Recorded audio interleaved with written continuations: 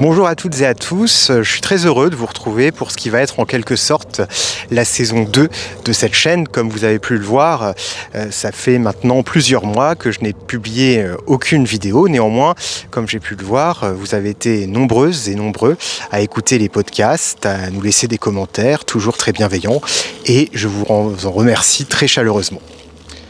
Alors si je n'ai pas publié de nouveaux podcasts ces derniers temps, c'est que j'ai été bien occupé. En effet, je suis doctorant en philosophie, je prépare une thèse sur l'histoire du néolibéralisme et ce travail de recherche me demande beaucoup de temps. J'ai également terminé l'écriture d'un roman, c'était un projet qui me tenait à cœur depuis un certain nombre d'années et cela aussi m'a beaucoup pris de temps.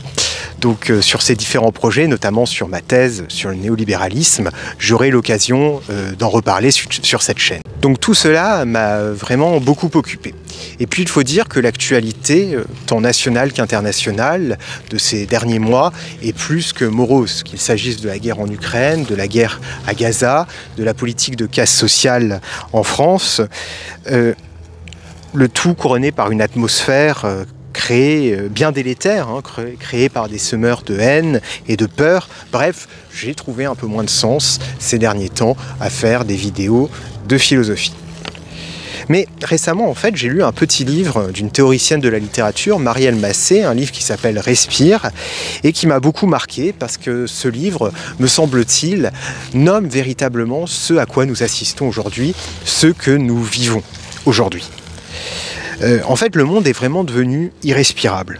Au sens propre, bien évidemment, avec le réchauffement climatique, comme on l'a vu cet été, il y a eu de très grandes chaleurs, mais aussi au sens figuré. La situation sociale en France, comme dans le monde, je l'ai dit, est vraiment désespérante, avec des politiques néolibérales toujours plus agressives, un contexte international aussi qui est inquiétant, et à cela se surajoute, avec les chaînes d'infos en continu et les médias d'extrême droite, un flux permanent de paroles, de débats stériles, complètement hystérisés, où les mots n'ont plus aucun sens, et où le racisme se déverse sans aucune retenue. On parle, on commente, mais finalement, on ne dit rien.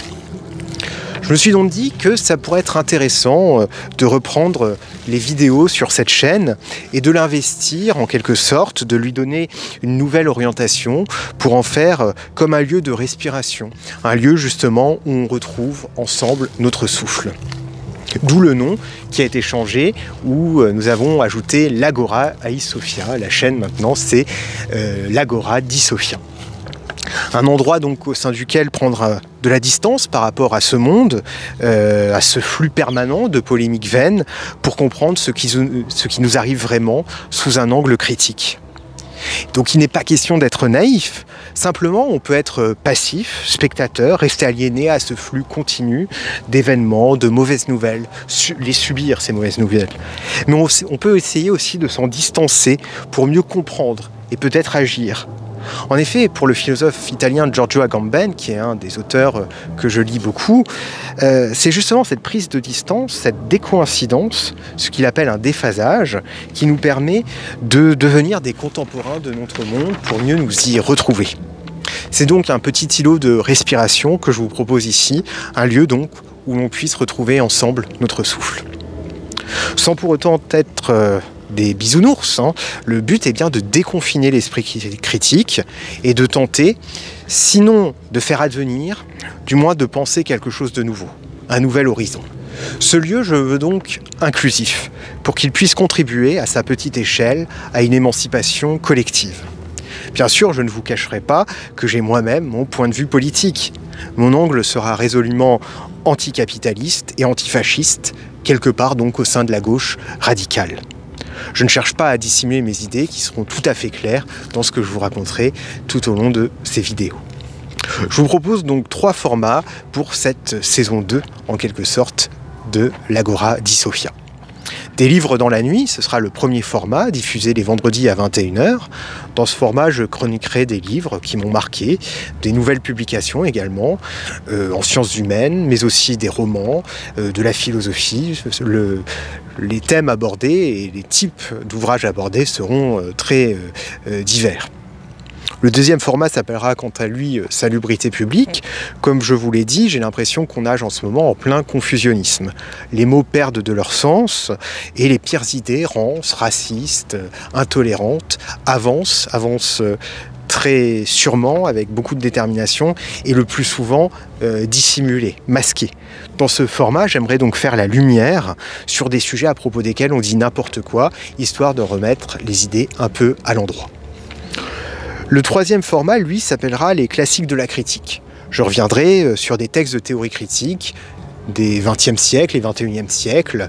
On parlera de Gramsci, de Marx du XIXe siècle, de Foucault, mais aussi de Judith Butler.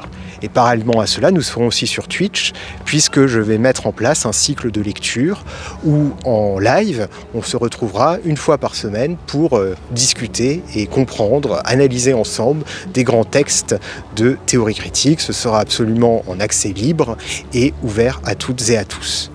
Et enfin, j'aimerais aussi sur cette chaîne faire des entretiens avec des philosophes, des écrivains et même des artistes de tout domaine qui ont aujourd'hui une voix qui porte à travers leur œuvre. Donc vous l'aurez compris, le but de l'Agora est vraiment de développer une communauté de partage et d'échange.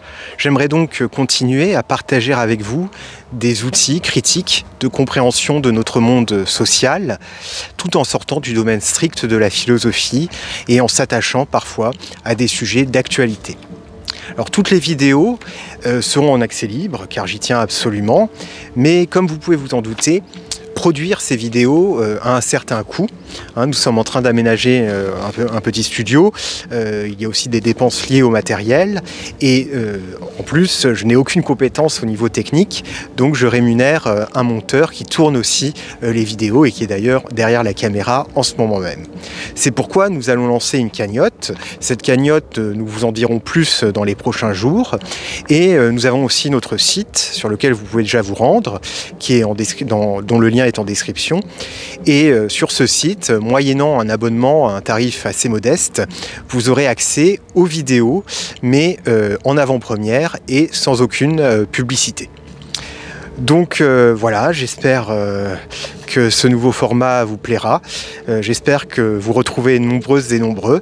Et en attendant, je vous dis à bientôt.